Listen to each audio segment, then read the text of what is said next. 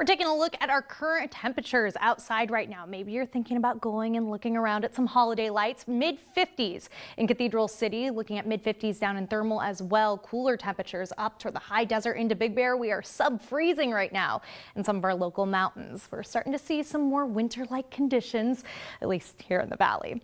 We're also seeing some pretty critical fire weather out there brought to us by those Santa Ana winds. It's made things extremely dry, and winds that were once quite gusty have started to calm down, but that means that we are still left with that critical fire weather, which is why the National Weather Service has left that red flag warning in effect. That will be with us until tomorrow. Right now it's set to expire at 6 p.m. Winds between 25 to 35 miles per hour sustained are still possible in those areas that you're seeing highlighted there in that hot pink. Gusts even possible up to 50 miles per hour, especially for areas even farther to the west, not so much close to home.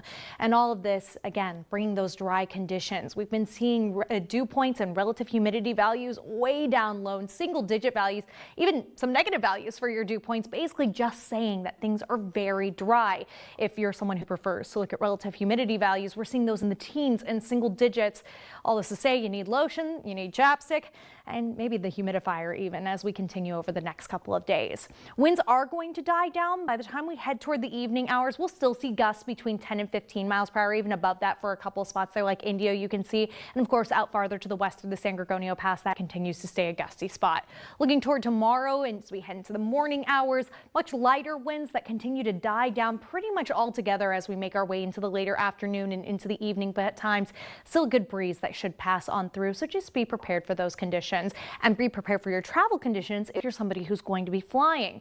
Good news for you, much of the country should be pretty easy to navigate, but areas up to the northwest, the Pacific Northwest that is, that's where we're likely to see some rain as well as some pretty strong winds heading into Montana. So if you got plans that direction, keep that in mind.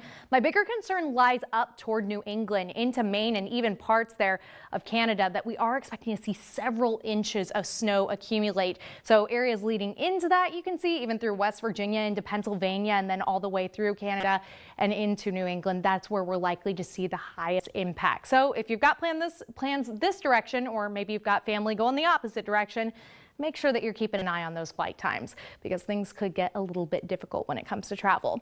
Around here, though, it's great for some shopping weather. 50s, 60s, and then upper 70s for your daytime highs for your Black Friday. Mostly sunny skies on your Comfort Air 7-day forecast. Low 80s this weekend, mid 80s by next week.